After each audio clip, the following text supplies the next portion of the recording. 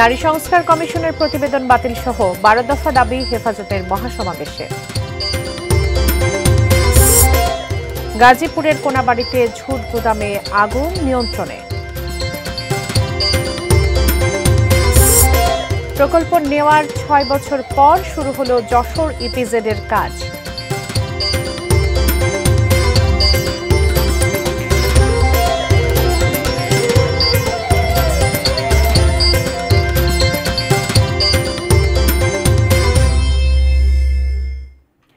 দেখছেন ATN news. দেশের খবরে সবাইকে স্বাগত জানাচ্ছি, আমি বাবলি ইয়াসমিন। আকিজ বশির গ্লাসের সৌজন্যে শিরোনামগুলো শুনছিলেন। বিস্তারিত। আগামী 23 মে সারা দেশে বিক্ষোভ করবে হেফাজতে ইসলাম। নারী বিষয়ক সংস্কার কমিশনের প্রতিবেদন বাতিল সহ 4 দফা দাবিতে ঢাকার সোহরাওয়ার্দী উদ্যানে মহাসমাবেশ থেকে এই কর্মসূচির ঘোষণা দিলেন নেতারা। সকালে রাজধানীর সোহরাওয়ার্দী উদ্যানে শুরু হয় হেফাজতে ইসলামী মহাসমাবেশ। সমাবেশে নারী বিষয়ক সংস্কার কমিশন বাতিল করে নতুন কমিশন গঠন সহ 12 দফা দাবি তুলে ধরা হয়। সারা দেশ থেকেই এই সমাবেশে যোগ দেন হেফাজতের নেতাকর্মীরা। সমাবেশে হেফাজতে ইসলাম বাংলাদেশের যুগ্ম মহাসচিব মামুনুল হক আগামী 2 মাসের মধ্যে হেফাজতের বিরুদ্ধে থাকা সব মামলা বাতিলের দাবি জানান। অপ্রয়োজনীয় ইস্যু তৈরি না করতেও সমাবেশ থেকে প্রধান উপদেষ্টাকে অনুরোধ জানান দৈনিক আমার দেশের সম্পাদক মাহমুদুর রহমান। এদিকে সমাবেশে জাতীয় নাগরিক পার্টি এনসিপির দক্ষিণাঞ্চলের মুখ্য সংগঠক হাসনাত আব্দুল্লাহ বলেন, দেশের সবচেয়ে বড় সংস্কার হবে আওয়ামী লীগকে নিষিদ্ধ করা।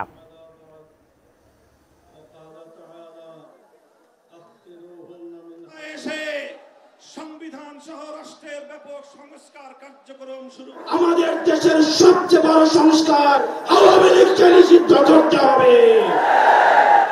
কোন কিন্তু অথবা নেই। আচ্ছা, দেখছি এরকম কিছু নেই। ফ্যাসিবাদী আমলে অধিকাংশ বীর শহীদদের লাশ গুম করা হয়েছে, লাওয়ারিস হিসেবে তাদেরকে দাফন করা হয়েছে। সরকারের তৎকালীন গোয়েন্দা সংস্থার কাছে যদি তার কোনো তথ্য থেকে থাকে, আমি বর্তমান সরকারের কাছে দাবি জানাবো, আমার শাপলা চত্বরের বেওয়ারিশ হিসেবে দাফন হওয়া প্রতিটি লাশ, গুম হওয়া প্রতিটি শহীদের তথ্য উদ্ঘাটন করতে হবে, জাতির কাছে প্রকাশ করতে হবে। গাজীপুরের কোনাবাড়ির দেউলিয়াবাড়ি এলাকায় ঝুটের গুদামে আগুন লেগেছে। মুহূর্তেই আগুন ছড়িয়ে পড়ে আশপাশের বসত বাড়িতে। আগুন নেভাতে কাজ করছে ফায়ার সার্ভিসের 6টি ইউনিট। গাজীপুর ফায়ার সার্ভিসের উপসহকারী পরিচালক মোহাম্মদ মামুন জানান, দুপুরে কোনাবাড়ির দেউলিয়াবাড়ি এলাকায় একটি ঝুট গুদামে হঠাৎই আগুন লাগে। খবর পেয়ে প্রথমে কোনাবাড়ি ফায়ার সার্ভিসের 2টি ইউনিট ঘটনাস্থলে পৌঁছে আগুন নিয়ন্ত্রণে কাজ শুরু করে। পরে ফায়ার স্টেশনের আরও 4টি ইউনিট পৌঁছে আগুন নেভানোর চেষ্টা চালাচ্ছে। তবে প্রাথমিকভাবে আগুন লাগার কারণ জানা যায়নি।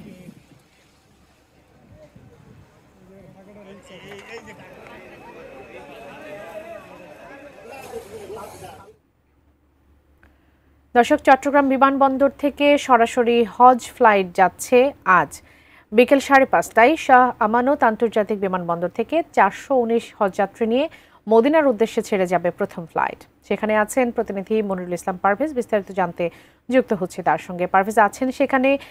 আজকে প্রথম ফ্লাইট ছেড়ে যাচ্ছে মদিনার উদ্দেশ্যে, বিস্তারিত তথ্য জানাবেন আমাদের।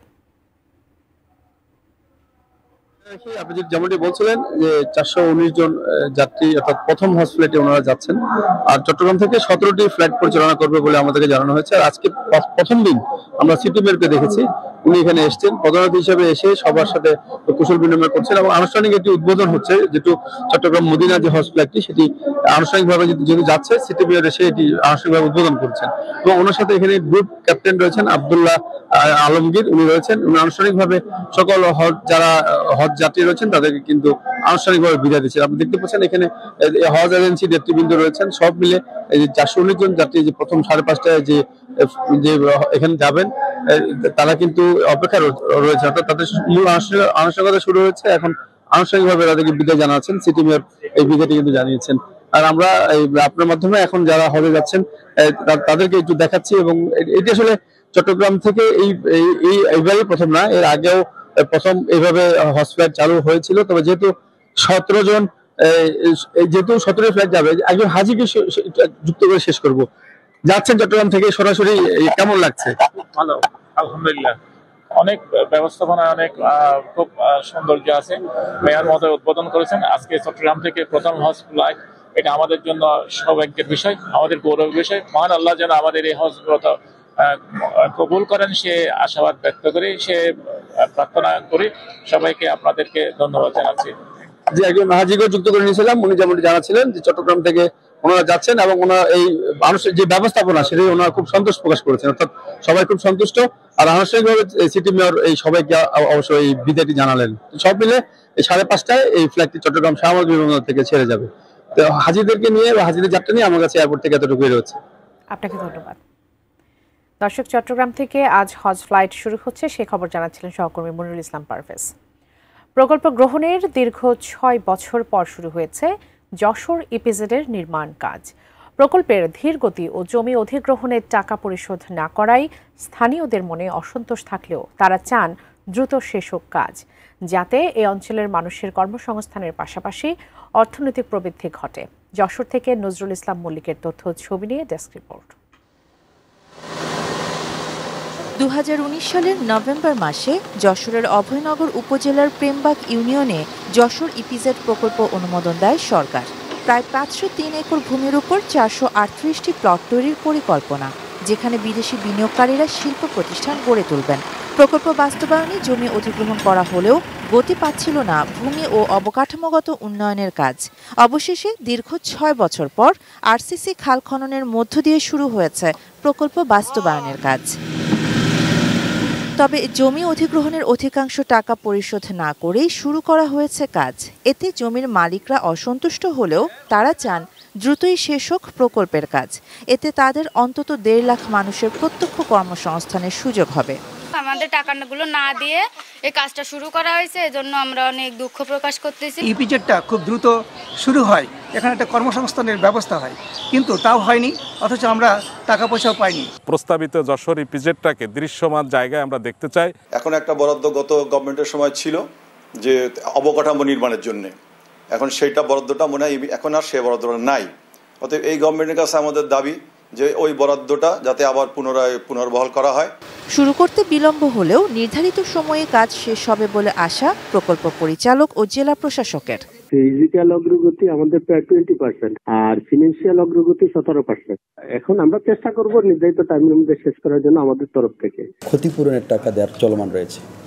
আমরা যাদের কাগজপত্র একেবারে নির্ভেজাল তারা তো পেয়েছেন, আবার যারা আবেদন করেছে তাদেরকে আমরা দিচ্ছি। কিছু ক্ষেত্রে মামলা আছে, কিছু ক্ষেত্রে আপনাদের ওয়ারিশদের মধ্যে জটিলতা আছে, সেগুলোর নিষ্পত্তি না হলে আমরা আসলে সঠিকভাবে দিতে পারি না। এই প্রকল্পের ব্যয় বরাদ্দ 1678 কোটি টাকা, যাতে ব্যবসার নিজস্ব 328 কোটি টাকা। প্রকল্পটির কাজ শেষ হওয়ার কথা 2026 সালের ডিসেম্বরে। Shahana Jahan, desk report, ATN news. Dhaka Chittagong মহাসড়কে গাছের শাখা ছাপিয়ে ঝুমকোর মতো ঝুলে আছে সোনালু। হলুদ সোনালুর অপরূপ শোভায় মন ছুঁয়ে যাবে যে কারো। ফুলের সৌরভ আর মন মাতানো রঙে আকৃষ্ট হচ্ছেন চলাচলকারীরা। কুমিল্লা থেকে বিস্তারিত জানিয়েছেন প্রতিনিধি হুমায়ুন কবির জীবন। ঢাকা চট্টগ্রাম মহাসড়কে কুমিল্লার 105 কিলোমিটার মহাসড়কে সোনালু রঙের ফুল সহ বিভিন্ন বাহারি ফুলে কিন্তু নান্দনিক সাজে সেজেছে কুমিল্লা মহাসড়ক। এবং বলা যেতে পারে যে এই মহাসড়কে যে সকল হলুদ রঙের ফুল, লাল এবং বিভিন্ন কালারের ফুল কিন্তু যাত্রী যারা রয়েছেন তারা কিন্তু এই ফুলের সৌন্দর্য উপভোগ করছেন। এবং সেই সাথে যাত্রী চালক যারা উভয় মহাসড়ক দিয়ে চলাচল করছেন তারা কিন্তু বলেছেন যে এই নান্দনিক সাজে যেই ফুলগুলো দেখা যাচ্ছে সেগুলি কিন্তু তাদের নজর কেড়ে নিচ্ছে। এবং সেই সাথে কিন্তু এই ফুলের যে সৌন্দর্য সেটি রক্ষা করার জন্য এবং পরিচর্যা করার জন্য তারা দাবি জানিয়েছেন। এবং আমি এই মুহূর্তে দাঁড়িয়েছি কুমিল্লার কোটবাড়ি বিশ্ব রোড এলাকায়। আমার পিছনে অসংখ্য হলুদ রঙের যে ফুলগুলি সেগুলি কিন্তু দেখা যাচ্ছে। এবং এখানে আমরা দেখেছি যারা আসলে যাত্রী রয়েছেন অনেকে কিন্তু ব্যক্তিগত গাড়ি থামিয়ে কিন্তু তারা মোবাইল ফোনে কিন্তু ছবি তুলছেন, আমরা সেটিও দেখেছি। এই সুন্দর দৃশ্য তারা মোবাইল ফোনে ধারণ করছেন। এবং আমি বলতে পারি যে আসলে কুমিল্লার যে 105 কিলোমিটার মহাসড়ক রয়েছে সেখানে কিন্তু নান্দনিক সাজে এই মহাসড়ক কিন্তু সেজেছে। এবং সব কিছু মিলে মহাসড়ক একটি চমৎকার পরিবেশ তৈরি হয়েছে। এই ছিল কুমিল্লা থেকে আমার কাছ থেকে সর্বশেষ। সময় হলো একটা বিরতি নেবার, ফিরে এসে আরো যা থাকছে।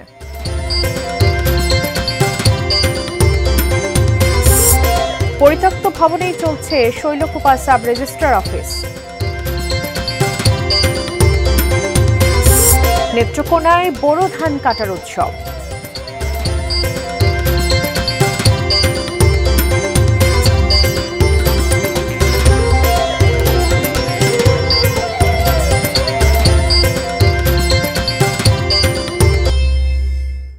স্বাগত আরো একবার, দেখছেন দেশের খবর। ঝিনাইদহের শৈলকুপা সাব রেজিস্ট্রার অফিস যেন মৃত্যুফাঁদ। অর্ধশত বছরের পুরনো ভবনটির ভঙ্গুর দশা। যে কোনো সময় ঘটতে পারে বড় ধরনের দুর্ঘটনা। যদিও 4.5 কোটি টাকা ব্যয়ে নতুন ভবন নির্মাণ করা হলেও আজও সেটি হস্তান্তর হয়নি। ঝিনাইদহ প্রতিনিধি ইমন হাসানের পাঠানো তথ্য ছবিতে দেখুন ডেস্ক রিপোর্ট। ছাদের পলেস্তারা খসে পড়েছে, বের হয়ে আছে রড। দেয়ালের ইটের গাঁথনিও দুর্বল। শৈলকুপা উপজেলার 14টি ইউনিয়ন ও একটি পৌরসভার প্রায় 4 লাখ মানুষকে সেবা নিতে আসতে হয় এই ঝুঁকিপূর্ণ ভবনে। 4-5 বছরের মতন এরকম আর কি বিল্ডিং ছটা শুরু করেছে, বৃষ্টি পড়ছে, ছাদ ভেঙে পড়ছে, বাথরুম নেই, কোনো কিছু নেই, তেমন দেখা যাচ্ছে এখানে পানির দরকার, পানির ব্যবস্থা নেই। আর জীবনে ঝুঁকি নিয়ে কাজ করছেন কর্মকর্তা কর্মচারীরাও। বৃষ্টি হলে পরে পানি পড়ে, তাতে মূল্যবান কাগজপত্র, ফ্যান, লাইট অনেক নষ্ট হয়ে যাচ্ছে। এই বিল্ডিংয়ের ছাদের একটা চোরটা ভেঙে আমাদের মাথায় পড়ে আমরা ক্ষতিগ্রস্ত হয়ে যাবা, মানে মৃত্যু হতে পারে। নতুন ভবন হয়েছে, আমরা অতি শীঘ্রই যদি আমরা নতুন বিল্ডিংয়ে যদি আমরা যেতে পারি তাহলে আমাদের জানমালের হাত থেকে আমরা বাঁচতে পারবো। অথচ ঠিক পাশেই অপেক্ষমান 4.5 কোটি টাকা ব্যয়ে নির্মিত সাব রেজিস্ট্রার অফিসের নতুন ভবন। কাজ পেয়েছিলেন শৈলকুপা উপজেলা আওয়ামী লীগ নেতার ঠিকাদারি প্রতিষ্ঠান মেসার্স মোল্লা ট্রেডার্স। 2023 সালের মে মাসে শুরু হয় নির্মাণ কাজ। হস্তান্তরের অপেক্ষায় পড়ে রয়েছে নতুন ভবন। 5 আগস্টের পর থেকে অন্তরালে আছেন ঠিকাদার। 20-50 হাজার দলিল আমাদের এখানে আছে, ঠিক আছে? তো এই দলিলগুলো আসলে আমরা কোথায় রাখবো? চেয়ারের উপরে রাখা হয়েছে, ওই মানে আলমারির উপরে, যেখানে সেখানে, কিন্তু এত গুরুত্বপূর্ণ জিনিসটা এভাবে রাখা ঠিক না। গণপূর্ত বিভাগ বলছে ঠিকাদারি প্রতিষ্ঠানের সাথে যোগাযোগ করা হচ্ছে। বাকি কিছু কাজ শেষ করেই ভবনটি বুঝে নেওয়া হবে। ঠিকাদারের সাথে এবং প্রত্যাশী সংস্থার সাথে আমরা যোগাযোগ অব্যাহত রেখেছি। যেটুকু কাজ অবশিষ্ট আছে 15 দিনের মধ্যে এই কাজ শেষ করে প্রত্যাশী সংস্থার কাছে ভবনটি যথাযথভাবে হস্তান্তর করা সম্ভব হবে। Saikat Dasgupta, desk report, ATN news. মুন্সিগঞ্জের আড়িয়াল বিলে চলছে কৃষকদের ধান কাটা ও মাড়াইয়ের কাজ। ভালো রাস্তা না থাকায় এসব ধান পরিবহনে ভোগান্তি অনেক। সিন্ডিকেটের কারণে সরকারের নির্ধারিত দরের চেয়ে কেজিতে 11 টাকা কমে ধান বিক্রি করতে বাধ্য হচ্ছেন স্থানীয় কৃষকরা। এ নিয়ে ক্ষোভও রয়েছে কৃষকদের মাঝে। বিস্তারিত জানিয়েছেন প্রতিনিধি ভবতোষ চৌধুরী নূপুর। মুন্সিগঞ্জের আড়িয়াল বিল শস্য ভাণ্ডার নামে খ্যাত। ইতিমধ্যেই আড়িয়াল বিলে ধান কাটার মৌসুম শুরু হয়েছে। প্রায় গত সপ্তাহ থেকে এই ধান কাটার মৌসুম শুরু হয়। আপনারা জানেন যে মুন্সিগঞ্জের আড়িয়াল বিলে প্রায় 5000 হেক্টর জমিতে বোরো 28-29 ধান চাষ করা হয়। আমি কৃষি সম্প্রসারণ অধিদপ্তরের তথ্য মতে যতটুকু জানতে পেরেছি, মুন্সিগঞ্জ জেলাতে প্রায় 24,000 হেক্টর জমিতে বোরো ধানের আবাদ করা হয়। তার মধ্যে কিন্তু 5000 এই আড়িয়াল বিলেই মুন্সিগঞ্জের শ্রীনগর অংশে বোরো ধানের চাষ করা হয়। ইতিমধ্যে ধান কাটার মৌসুম শুরু হচ্ছে। আপনারা দেখতে পাচ্ছেন যে আমার পেছনে যে আড়িয়াল বিলের যে মাঠগুলো রয়েছে, সেই মাঠে কিন্তু কৃষকরা ধান কেটে তাদের গোলাতে নিয়ে যাচ্ছেন। আমি যদি জানিয়ে রাখি যে এই মুন্সিগঞ্জের যেই শ্রীনগর উপজেলা রয়েছে, সেই উপজেলাতে কিন্তু প্রায় 10,000 হেক্টর জমিতে কিন্তু বিভিন্ন ধরনের ধান আবাদ হচ্ছে এবং উৎপাদনের লক্ষ্যমাত্রা ধরা হয়েছে প্রায় 70,000 মেট্রিক টন। আড়িয়াল বিলের যে বোরো ধান সরকারিভাবে নির্ধারণ করা হয়েছে কেজি প্রতি 36 টাকা এবং যা মন প্রতি পড়ছে 1440 টাকা। তবে এখানকার যে কৃষকরা রয়েছেন তারা জানিয়েছেন যে তারা যে আড়তদাররা আছেন তাদের কাছে তারা বিক্রি করছেন 950 থেকে 1000 টাকা দরে বিক্রি করছেন। তারা কারণটি জানিয়েছেন যেখানে সড়ক ব্যবস্থা ভালো না থাকায় এবং যোগাযোগ ব্যবস্থা ভালো না থাকায় এখানে যাতায়াত ব্যবস্থার কারণেই যে আড়তদাররা তাদের কাছ থেকে ধানের মূল্যটি কমে কিনে নিচ্ছেন। এই ছিল আড়িয়াল বিল থেকে আমার কাছে ধান নিয়ে সর্বশেষ পরিস্থিতি। সময় হলো আর একটি বিরতি নেবার, ফিরছি একটু পর, সঙ্গে